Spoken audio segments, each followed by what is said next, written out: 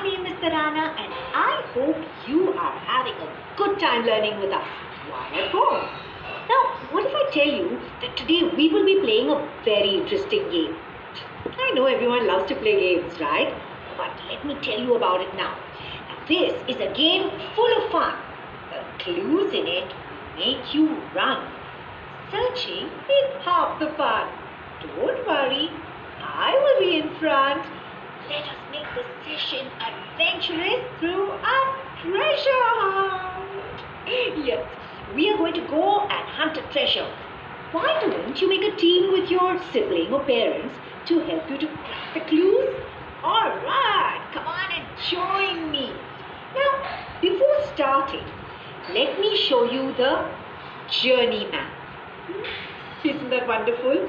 Now, as you can see, we have 9 islands. And at each island, we have to solve the clues given. Once you guess them all, your surprise will be revealed. So, get set, go! Yes, here we have our clue number 1. To begin the hunt, full of joy, go and find your favorite toy. I need my favorite toy. Where is it? Oh, it's in this box somewhere. Ah, the box is heavy. I'm going to put it right here and I'm going to search for my favorite toy. Open it first and... This is a little difficult. It's quite difficult to find my favorite toy in this mess of so many things. There's too many things. There's spices, there's toiletries. I don't know what to do. Actually, I have an idea. What if I segregate them from one another on the basis of their use? Okay, I'm first going to take all the medicines and put it on one side. Where are the medicines in this box? Medicines, where are you?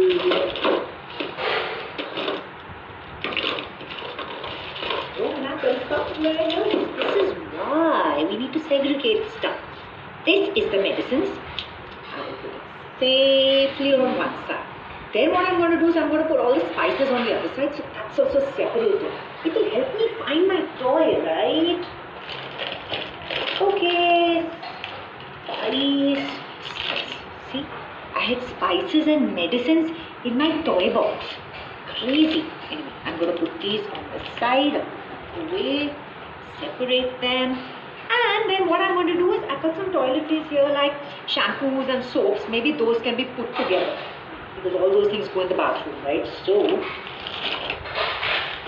a packet of soaps and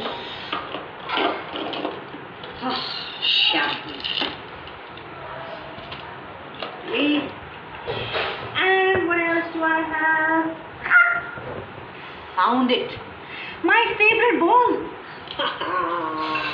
See, don't you think it got so easy to find my favorite toy when all these things are segregated according to their use? Well, this is what we call sorting. Sorting of material sorts out our life too, helps us find things when we need, like my favorite ball. So the next time your mom says to keep your room neat and tidy, how you know, you just have to sort it out. Keep all your toys in your toy box or toy almirah. And remember, medicines are to be kept in the medicine box. Soaps, shampoos, toothpaste and toothbrush in the bathroom. And all the spices and utensils in the kitchen. Well, that was fun, wasn't it? Alright, moving on. Now, not only in our homes, but sorting is actually followed even in the supermarkets. Have you ever been to super sorted markets? Supermarkets. They are self-service shops offering a wide variety of items. All the items are arranged in an organized manner. Fresh fruits on one side, dry fruits on the other, fresh vegetables on one side, and packaged food items on the other. This makes it easier for us to find our desirable items, right? I mean, just imagine a supermarket with all the objects kept in a really unorganized manner. In that case, would it have been easy for you to find your favorite chocolate? No, right? So same goes for finding tools in a workshop, vegetables and fruits in a grocery shop, and medicines in a pharmacy store. Now, sorting makes everyone's life simple, both the shopkeepers and the customers.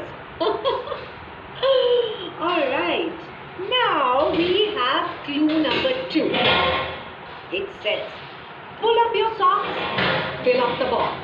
Alright, since I just bumped into this box, let me put it down. It's another way of sorting. Put these away. Alright, let's get back to this clue. So, pull up your socks and fill up the box. This is so simple. Let's do this together. See, let me outline them one by one to figure out which piece goes where. So, let's see piece number 1. Now, as you can see, this over here has an oval shape. Alright. Then, piece number 2 has a circular shape, as you can see. Cool. Piece number 3 has a heart shape, as you can see. And piece number 4 has a altogether different shape. It looks like a part of a spherical shape. Anyway, now these pieces will fit only if we match their shapes correctly with the shape of the given sockets. So let's put them in the correct places. So as we know, the oval one will fit here. So we'll write number 1 here. Okay, then the circular one, you know where it fits, right? It fits here. So we'll put piece number 2. This is circular. Then the heart shape naturally goes into the heart shape, which is number 3. And then this different sort of shape that we have goes in here. Shape number 4. So we saw that a particular piece of chocolate fit in a particular place because each piece has its own unique shape. So things can be sorted according to their shapes also. To give a few examples, we have spherical, like a football or an orange, right? Or we have triangular, something like this, like a pizza slice or a hanger, as you see. Or we have rectangular. We all know what a rectangle looks like, right? And so things like TV or mobile screen. And then we have a cylindrical shape. Oops, that is slipping. It's not cylindrical, but you know what a cylinder looks like, right? So cylindrical shape like your soft drink can or a cylindrical container, right? So sorting of things based on their shape can easily be seen in different places, like for example in a toy shop. And in fact, even in the crockery cabinet of your house, right? We tend to group cups, plates, bowls, kettles, jars and glasses, right? But now you know the reason behind this sorting tendency is actually their shape. See? This makes things look neat, tidy and easy to access also. Good idea. Okay, so we practice and that brings us to our third spot. Let's see what is in our treasure chest. Alright, fact number 3, Oh, fact number 3. We have 3 glasses here. Okay, let's read the clue. The clue says, here is a dare. Select the one to be handled with care. Handled with care. Now, we open pack number 3. Take out. We have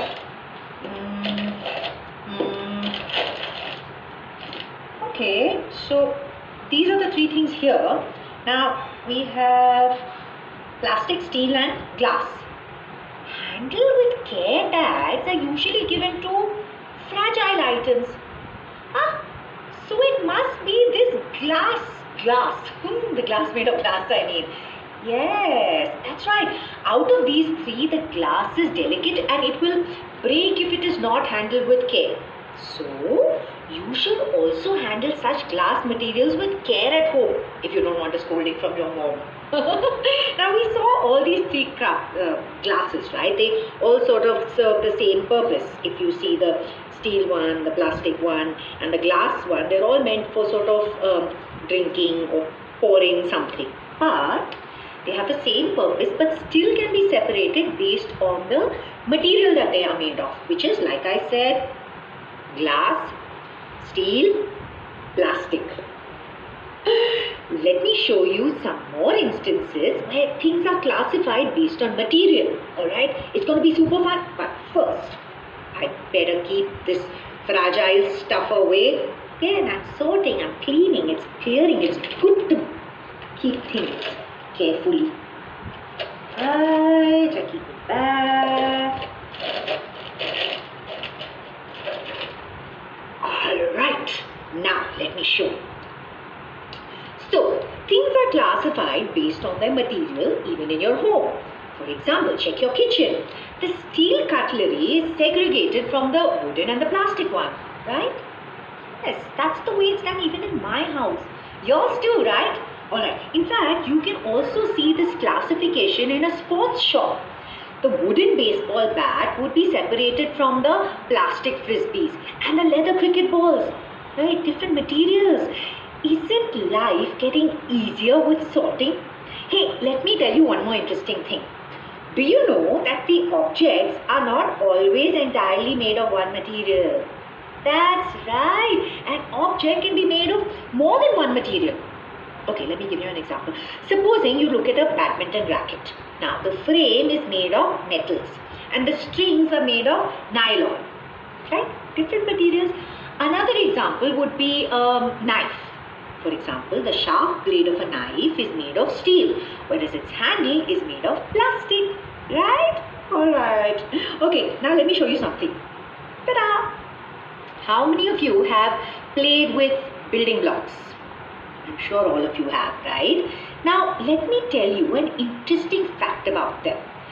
If you look at these blocks, if you go horizontally like this, okay, you will find that they have the same color. And if you move vertically like this, see, they have the same shape and the same purpose too. So these blocks can be segregated based on their shape, use and even color. Isn't it interesting? I mean, you all have played with stuff like this with these blocks so many times, but did you ever observe this? You know what?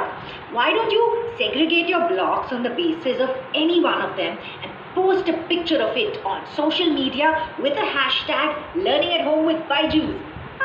Hashtag sorted. It'll be lots of fun. Do that. Alright, we've done lots of sorting. Now that we've done sorting and we know a little bit about sorting, here is a challenge for you. We have to sort Ria's list of buying things from the different stores mentioned. So we've got a grocery store, medical store and a stationery store and we've got some items. Think. Take your time to sort. I know you're very clever. By now I'm sure your list is ready. So let's do this together, okay? Now, the first one, which is an orange, will be bought from a grocery store. So we just put orange there. Alright, then medicine. Where can you buy it? In a stationery store. No, right? You will find it in a medical store. So we will put medicine there, okay?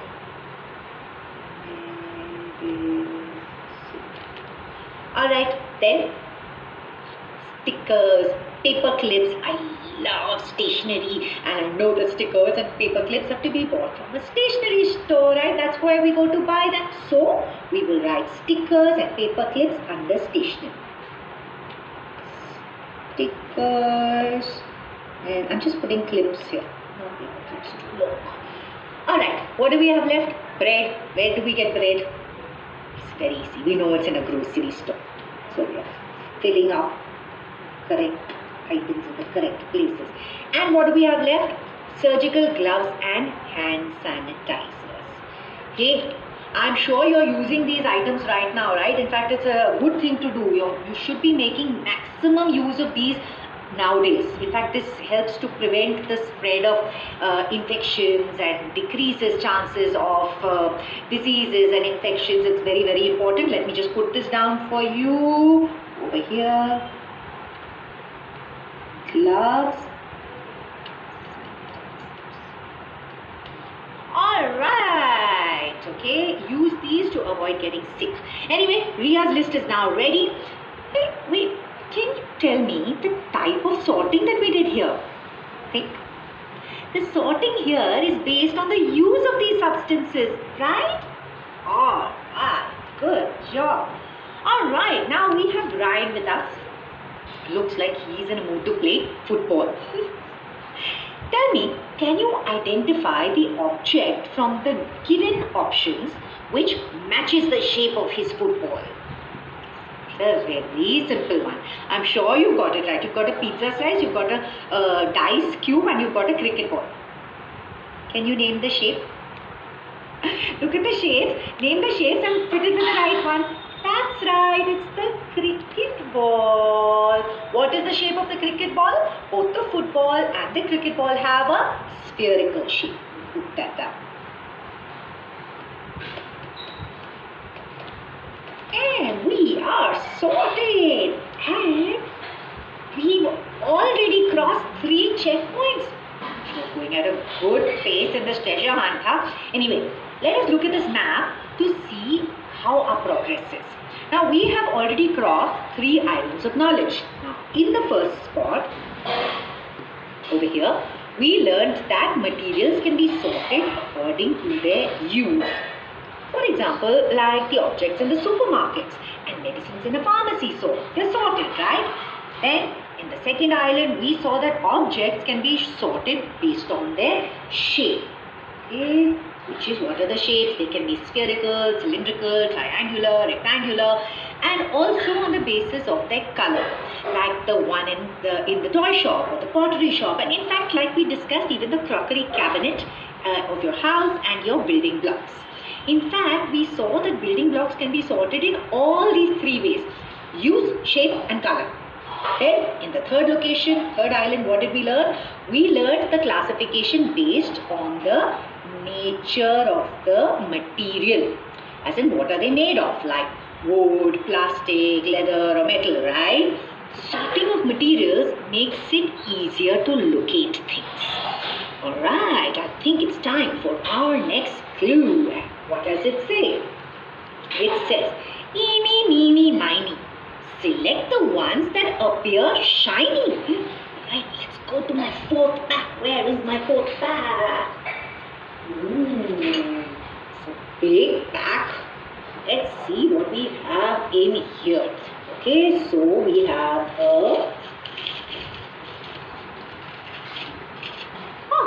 a steel spoon.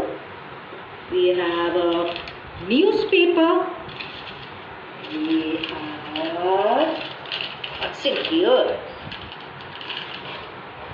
Oh, we have an egg.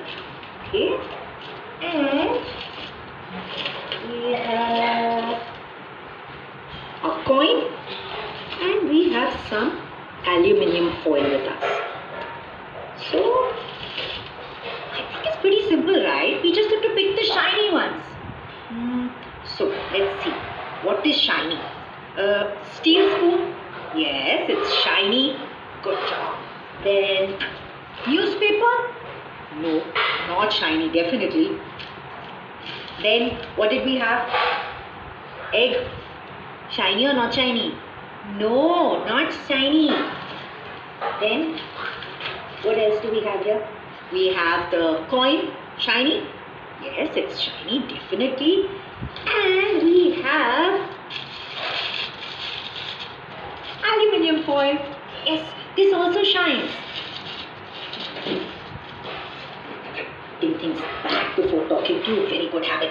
Now, this means that objects can be classified based on their appearance also as shiny and non-shiny.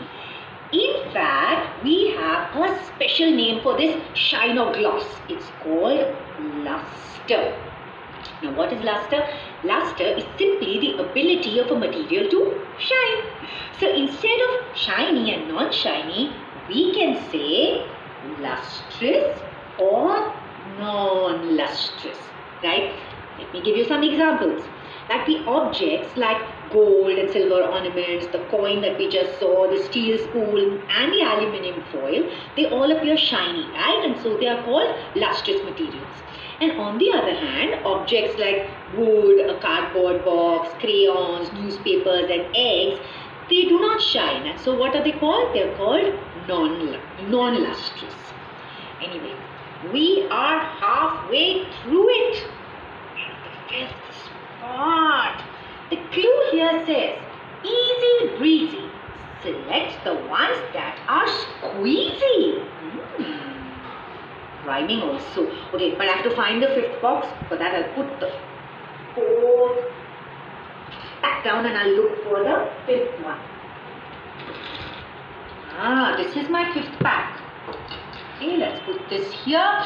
Let us open the pack and select the objects that can be squeezed. So, what do we have? A sponge. Naturally, it can be squeezed. It's a lot of fun also to squeeze it. Alright, let's not digress. What else do we have? I think it's people here. We have a coin. Not squeezy. Doesn't change its shape. It's hard. So definitely not squeezy. Then, glass bottle. Not squeezy. Stone. Not squeezy. What else? And we have a toothpaste. Toothpaste definitely can be squeezed. Go back. In fact, that is how you take it out on your toothbrush, right? It's pretty cool. Nice. Alright. Yes. Sorry I keep disappearing like this, but I like to keep things in their places. Alright. Now, based on the hardness of an object, we've seen that they can be hard and soft. So for example, the stone, the coin, the glass bottle, all these could not be squeezed. So they are said to be hard. Right? Whereas the sponge and the toothpaste that we saw can be squeezed. So they are called soft. Right? Very easy, right? Okay, since it's so easy, time for a challenge. Now, I can see some objects with properties written under them. We have to check if the objects are mapped correctly to their properties. Okay, so what do we have first? First we have a diamond. And what does it say? It says lustrous and hard. Now, diamond shines, so it is lustrous. And yes, it's hard also. This means it's correctly mapped to its properties. Next, we have a pillow. And it says lustrous and soft. But we know that a pillow does not shine. So it is non-lustrous. And it can be squeezed, so it is soft, which means only one property is wrongly mapped. So basically it's wrongly mapped. Wrong. Alright, then we have a walnut and it says non-lustrous and soft. Now walnut is non-lustrous, but it is not soft. In fact, it's so hard that we have to use a nutcracker to break its shell. Definitely wrongly mapped. Not correct. Then we have tin cans, alright, and it says over here lustrous and hard. Now, tin cans can be used for storing food and food items, and they are shiny, so they are lustrous, and they are hard too. Right, so it is correctly mapped. That's cool. Alright, and safety pins are also lustrous and hard like tin cans. Okay, and here it says non-lustrous and soft, so it's wrong. So we will put a cross over it here, and we have done it. We were good. We make a good team. Alright, anyway, let's not digress. We've got a treasure hunt. It's time to check our progress. So cool. We crossed the fourth and the fifth spot too. Now, here we learned that materials can be classified based on their appearance as shiny or non-shiny materials, right? Or we can say lustrous and non-lustrous. The gold and silver jewelry, the aluminium foil, and silver coins are all examples of lustrous substances. Whereas wood, cardboard, or even a jute bag are all non-lustrous substances, which means they don't shine. Then in the fifth location, we saw that materials can be sorted into hard and soft materials. For example, soft like a pillow and hard like a stone. So we've done it and it's time to move on to the next clue. Now this clue says, this one is from an otter who will disappear in the water. Let me show you a few more examples through a video. Watch this video and come right back. So, if I take water and if I take a lot of sand, a little bit of sand, not a lot, and then I put it inside that water, beaker of water, let's say, where I can see the water inside. Now, something made of glass. And then I look, and after a while, I can see that some of the big particles are gone and settled below.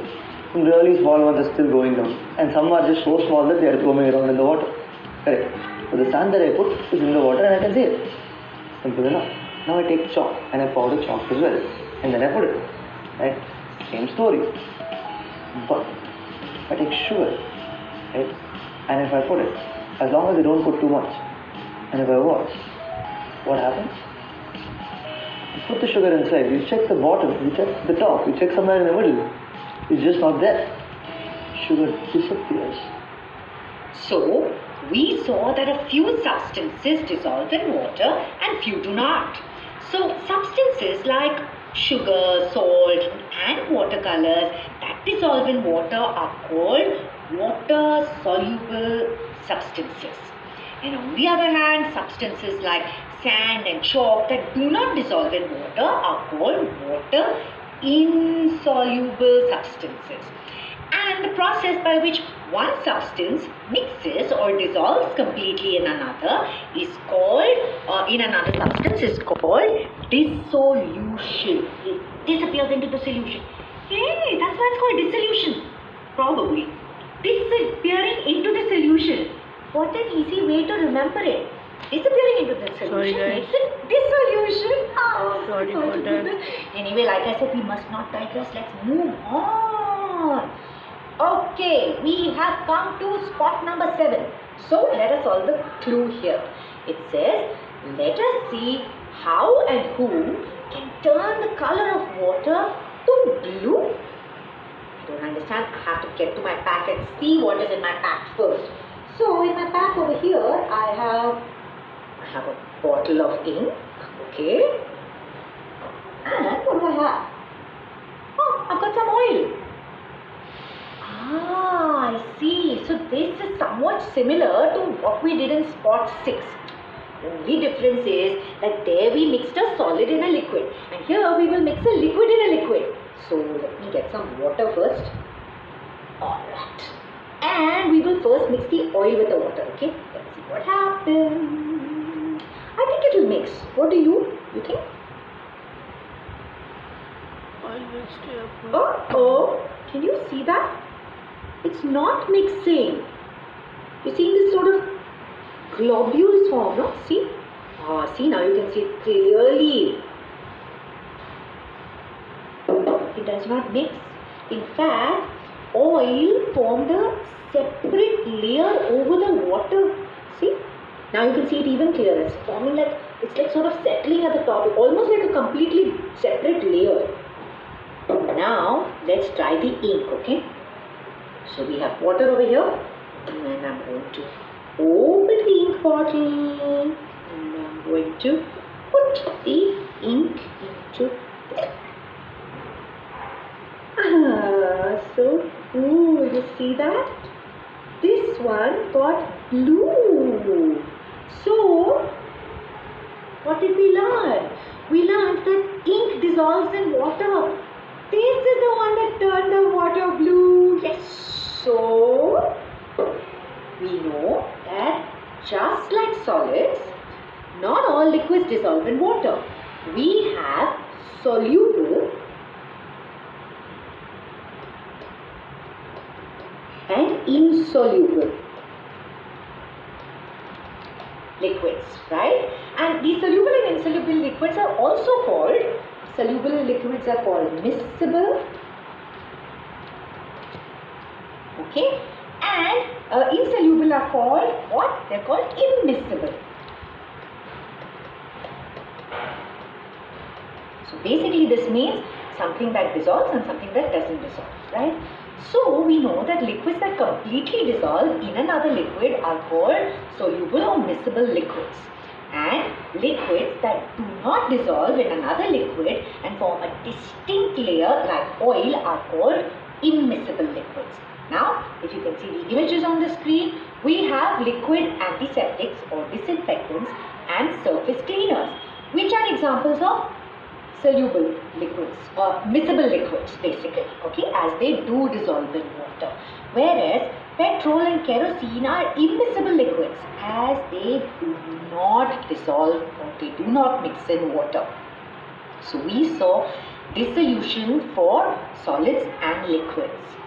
That leaves one thing out, right? Gas. But I'm not going to show you. Why don't you go and surf the internet for dissolution of gases in liquids, and I am sure that you will find some amazing facts there.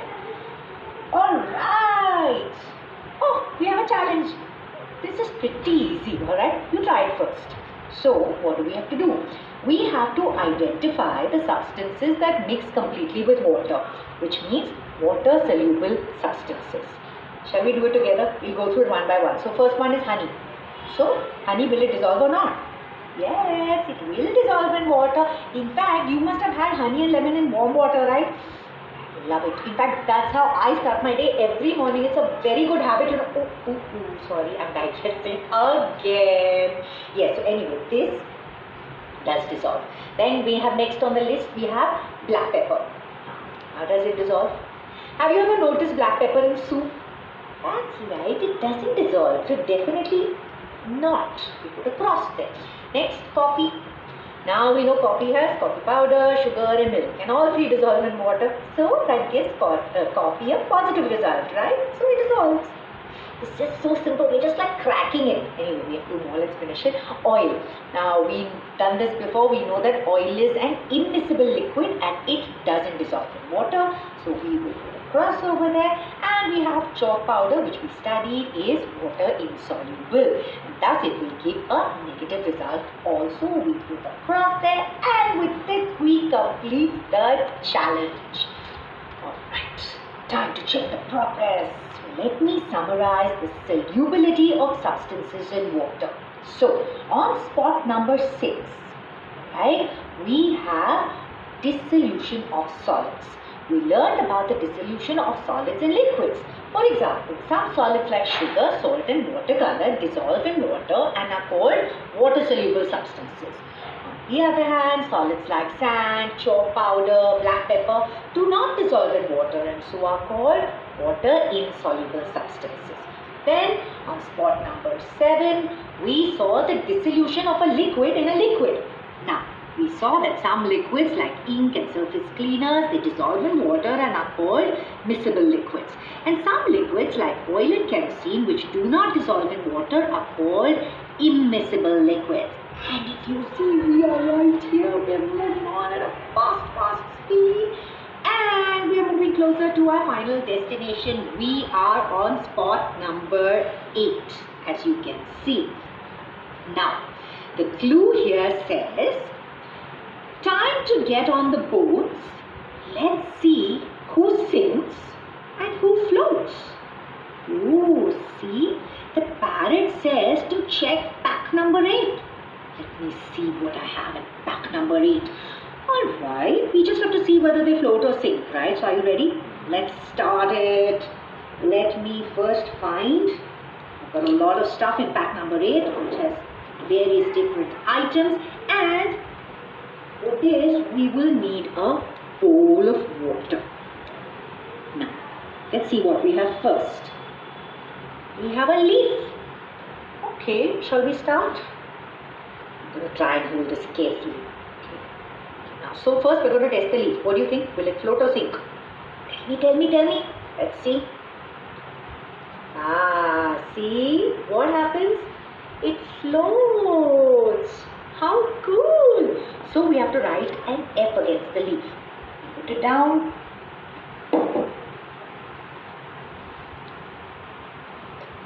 right? Now, next we have a coin. What do you think? Will the coin float or will it not? Pick this bowl carefully, take the coin, and I'm going to put it. Whoop. It sank right to the bottom with a clank sound that also. So obviously it sinks. We have to write S against the coin. Right. Next we have a plastic bowl. I think this will definitely sink, right? It looks like it's going to sink, but we will try. See what happens. And I'm showing this to you. I'm taking this plastic bowl, definitely going to sink. What do you think? Let's try. Wow! It floats. That's surprising. Are you also surprised? Oh. Get the right F over there. It was very interesting. And you know what? Because I want to go a little bit fast, I have two items over here. I'm going to put them both together. We have a key and a nail clipper. Key, nail clipper. And again, I'm going to lift my water bowl and I'm going to put them both in together. Let's see what happens. Oh, okay. Did you hear that? And did you see that? Right to the bottom with a thud.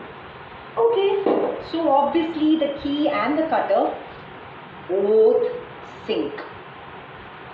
And last, we have a pencil. Now this is a wooden pencil, so let's see.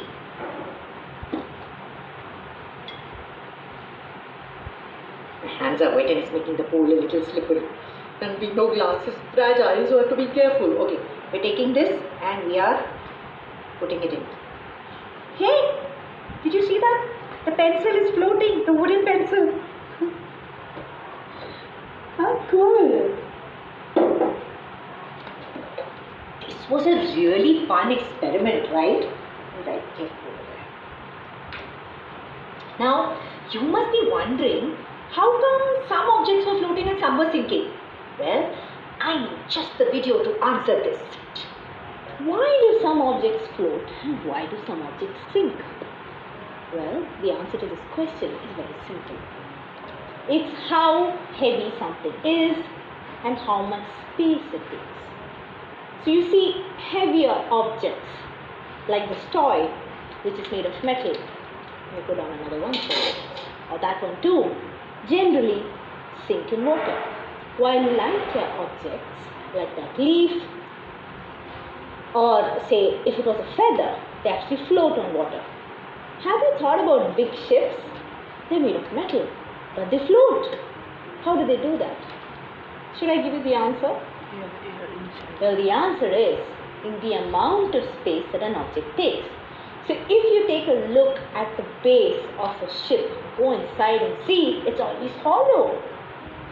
So if you want to try an experiment, which I don't know how you try, so you'll have to buy it from me. If you take an empty base ship and start filling metal balls inside it, eventually it will sink. This is the same reason why an empty bowl, be it made of metal, be it made of plastic, it will float on water. Very, very interesting, right? So it's time for a challenge.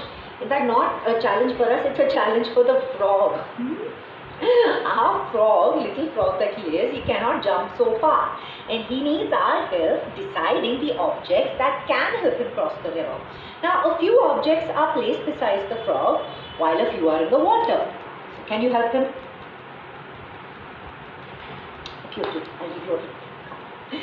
The frog must float to cross the river, right? So obviously we have to look for objects which will let him float. So shall we go through it one by one? Okay, now let's take the plastic ball.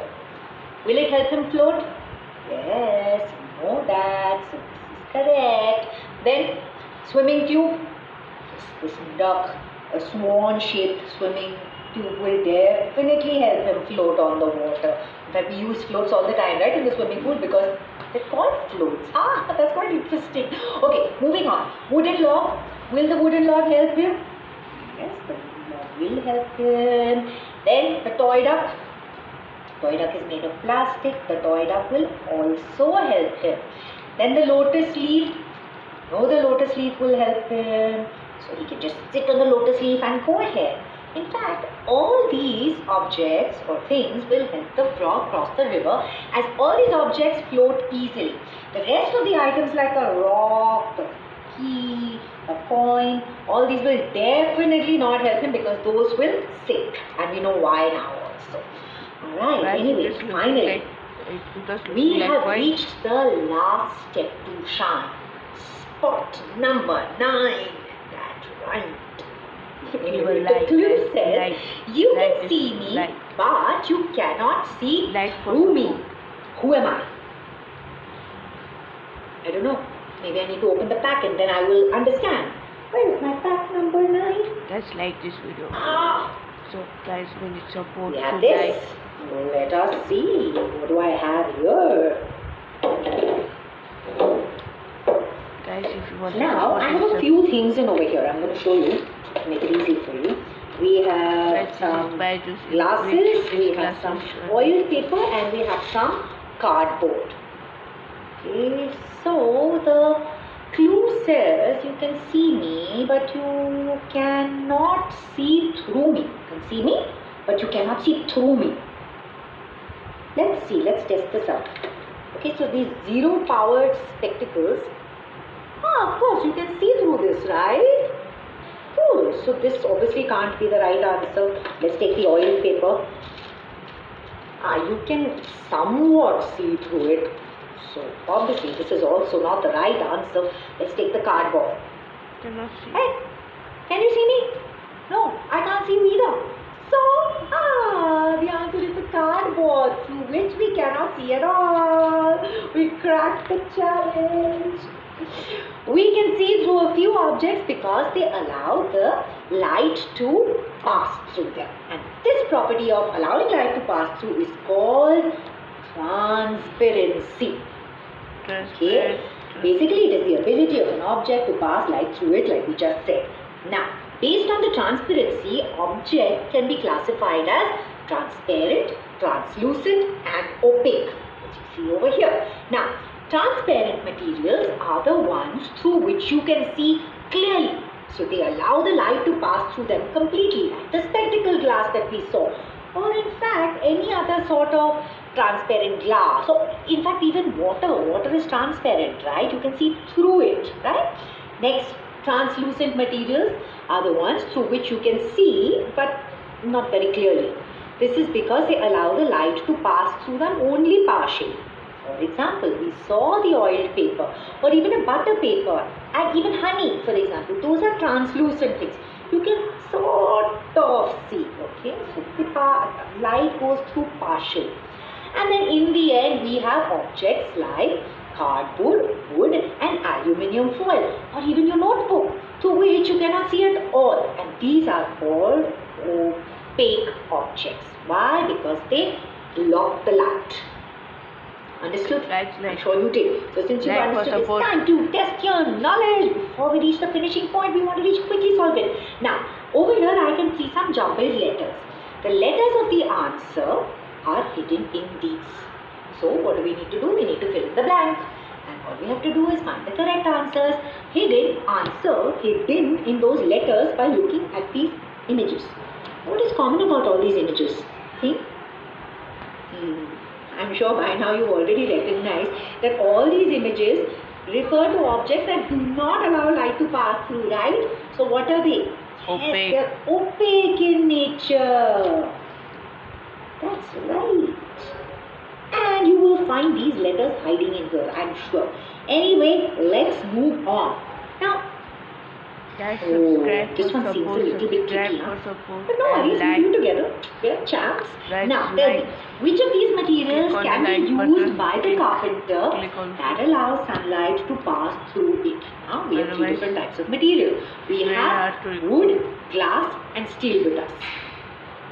Well, if you remember, the object's ability to pass light through it is what we call its transparency. That means we just have to find out the transparent one out of these three. Very simple, I'm sure you've got it by now. We know that it is the last one that is transparent among them, right? Wood and steel are opaque objects and will block the light. So we have completed this challenge too. And finally, we have completed the whole journey. Guys, like for this, guys. Let's do a quick Like. recap of what we just learned at spot number If 8 you are- and you are 9. new in this channel, then spot number 8, subscribe. we saw that lighter objects like the leaf, wooden pencil, or a plastic ball, they float on water, and heavier ones like a stone, coin, keys, they sink in the water.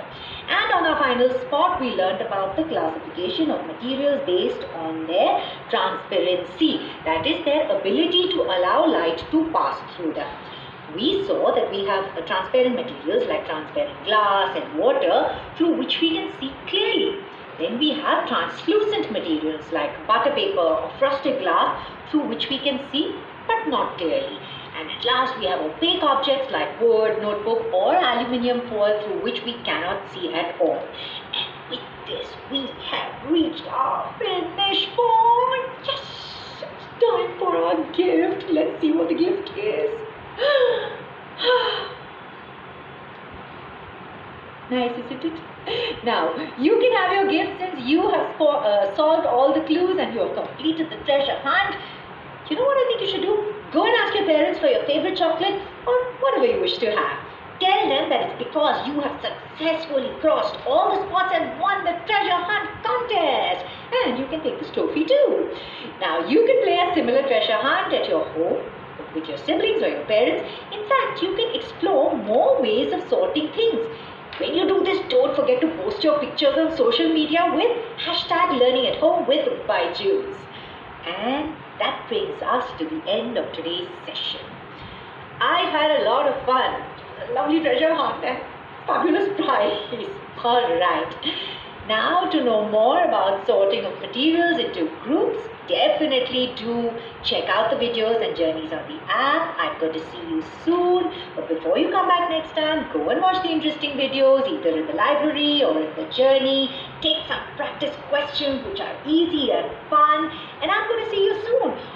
This will be a good idea if you do this because it will help you to reinforce what we do in class over here. Plus it will help you practice for the next time. And who knows, next time if there's something interesting, it will really help, right? So definitely go through the app, watch the videos, and I will see you soon. Till I see you next time, keep learning. Guys, subscribe for support, guys. If you subscribe, then you will get support, and I will make this, I will record, and I will make you remember what you have. If you are learning in Python, then I can remember you that this you have done, and if it will make you help also. And guys, like this video, and if you are new in this channel, then subscribe also. Guys, we need support,